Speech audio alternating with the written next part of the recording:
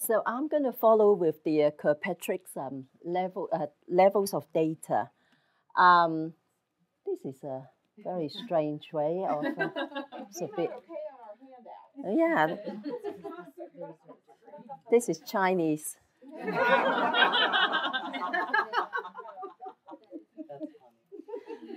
So the four levels, believe it or not, supposed to be four levels. The idea is that you start with level one, and that is the level that we should try and do.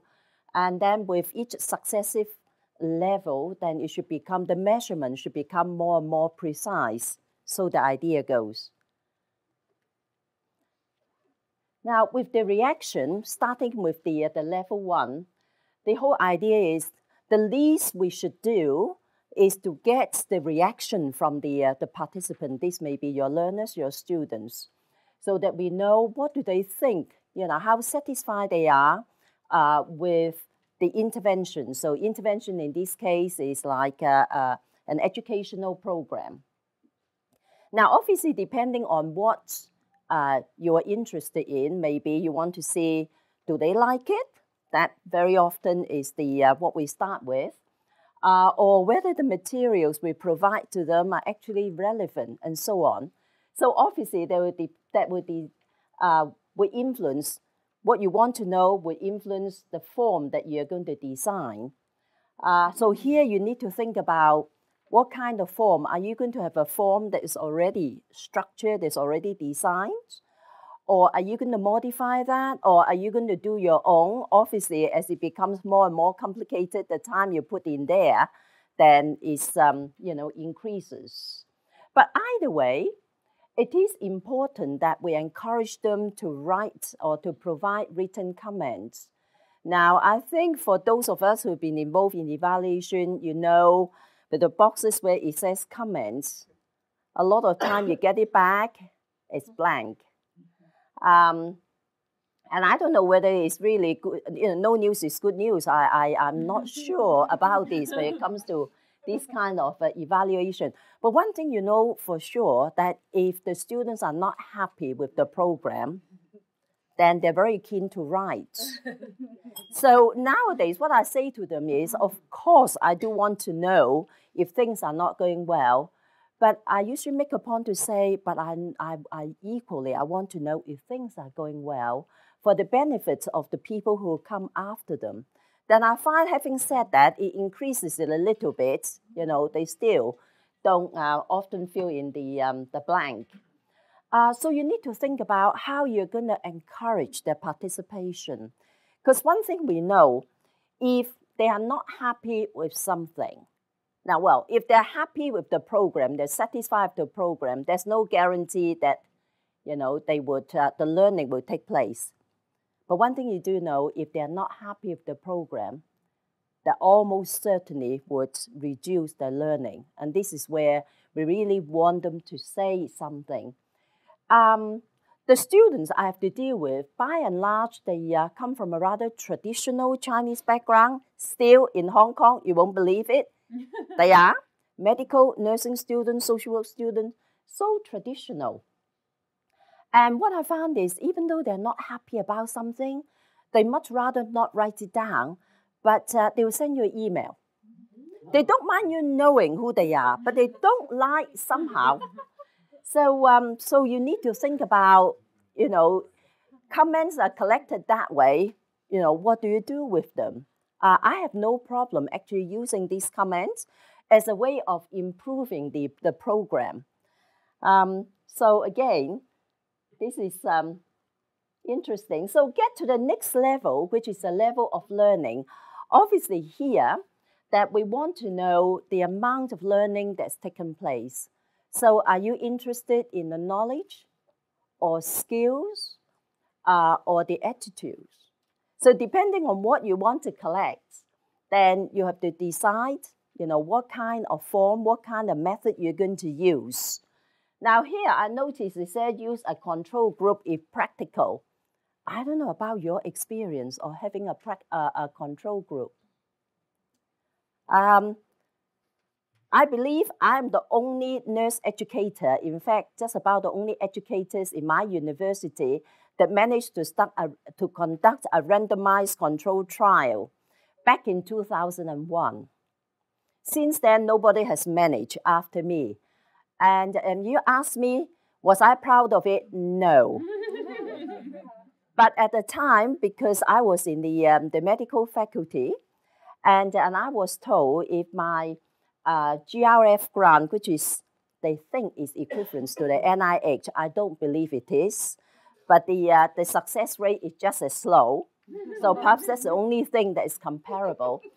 And I was told if I want to submit a GRF, you have to do an RCT. Well, I had no idea then, because I barely went back to Hong Kong when somebody said to me I have to do an RCT. Okay, I looked it up and I wrote one, and somebody funded me. And then it turned out that was really the most difficult research I've ever done. And it got published in Medical Education. I think it's still being cited today, and I don't know why, because I don't even do RCT anymore. Because I actually found that if I really want to know what's going on, what has the student learned, and how well they've learned it, and what are the deficiencies, I find the best way is follow them through and actually make improvement along the way. So now I feel a lot more comfortable about using action research, because that actually allows me to find out what is going on at this point. And if the improvement needs to be done, then we'll carry it through either with the current group or with the next group of students. And you get a lot more out of that than the randomized control trial. The pre and post intervention, it is useful. Again, depends on how big of a gap that I actually have seen researchers, certainly in Hong Kong, in our university, where they actually have in the pre and post, the time difference is 4 hours, and between the pre-test and the post-test. And of course, we try and do that in the beginning of the year and at the end of the year. And I think there are problems either way. There are certain gains either way.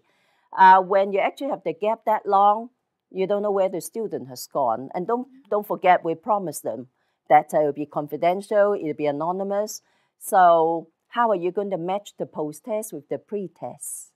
And so those are the things you need to think about.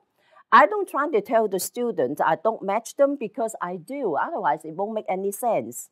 And but I find students are actually they are comfortable to actually let you know who they are. What about the assessment tool? What kind of assessment tool you're going to use? Again, how you're going to get the participation? And again, I think the last point is important. Using the result to improve program, because I think that's the kind of ownership we want to encourage in the student. And in fact now, with our evaluation of learning, our students actually take the responsibility, the initiative to actually conduct that. In fact, those forms never even touch my hands. And we found actually the response rate actually is not bad. When you think about the response rate is anywhere between 50 to 90%. That's excellent. And I think it's because teachers, faculty members, we are not allowed to touch those forms. We only get to see the composite result, which is good. So again, that might be something that we might want to think about. The third level is the behavior. So this is here. That we want to know how much of what the students learn, whether it is knowledge, skills, or attitude, how much of that is being applied to real life. Sounds difficult. I don't know about a control group. Again, if you can find a control group, then by all means. But I just think with the students that we teach, many of them, that they do have the practicum component. And I think in the practicum, that is a very good way for us to see how much of what they have learned get applied in real life. So again, what we need to think about is how are you going to measure that? The more difficult thing is, can you really predict if this is what they've learned, they're going to apply it? Because one thing about teaching and learning, as you know, is having learned it, you don't know when the opportunity will come up for the student to apply this. Now, China is a country, this is not the China I live in Hong Kong, right? So this is mainland China. They measure everything. And I think only they can get away with it. And sometimes I'm so envious. You know, they will go in day one. This is the 5-6 years nursing or medical program. They measure everything. They measure critical thinking. They measure the learning. You name it, they measure them all. They keep them, they name them, so they know where these come from.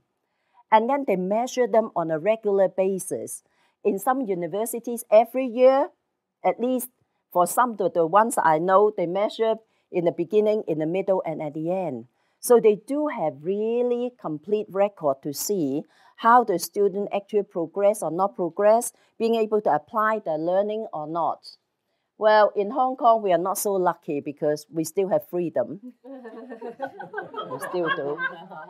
So what we do is actually ask the student to voluntarily complete whatever questionnaire, whatever evaluation form we want them to fill in. So of course, you know, we do lose some of them. And but again, I think it depends on how we actually give the message to the student. We managed to actually conduct a study that went on for 4 years. This is from year 1 to year 4, entirely voluntary. And by the time we finished, I think at the last time point, we still had over 60% of response time for the behavior change to take place.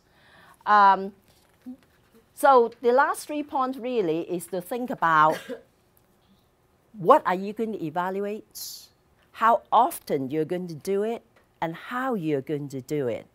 But at the end, what we need to think about is the cost and the benefits. And somewhere I think there is a trade-off. The last level is the results. So here, this is looking at the success of the program, the outcomes. Now, here, I think looking at the outcomes, then we need to be aware, as you're probably aware of, quite a lot of criticisms about evaluation, and that is the result we get, are they related to the question? So whatever outcome we want to measure, we've got to ensure that the questions are actually related to that, stating the obvious, but sometimes it gets missed. So that's one. And the other thing is, you know, related to that is asking the right questions. Right questions from a student's point of view, not from our point of view so much. Because sometimes students has a way of interpreting our questions, and you probably get some really obscure answers. Again, this is allowing time for the results to occur, as we said previously. Some of the outcomes may be easier to measure, you know, such as improve their learning, or in the case of our students who have to work in the practicum, you know, can they actually contribute to reduction of accident or whatever. So, so that's one.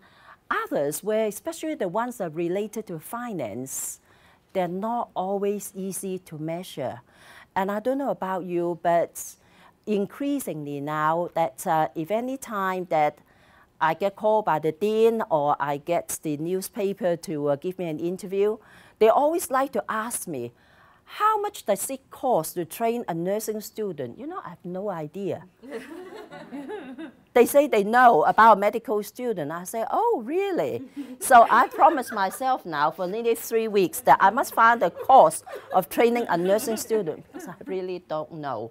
So again, this is talking about the finance, because you know the next question they ask you is, are we getting value for money? This is the taxpayer. And I think that is a valid question. And I just wish I can tell them the answer. But even if I know how much it costs to train a nursing student, I have no idea whether they're getting value for money. So I think that really is a challenge for people like ourselves who've been actually running programs and supposedly evaluating them for a long time, and yet such a simple question. I remember when the reporter asked me, she was sitting in front of me, and I said, I don't really know. And she looked at me and she said, and you don't know? She said, does anybody know in the school? And there are about 40 of us in the school. And I said, no, I don't think so. But I said, I'll ask. So I put out an email, and nobody replied. They probably think I've gone mad again, asking that kind of question. So again, here is the cost benefits. And the last one, of course, you know, as I think Ken said early on, evidence and proof.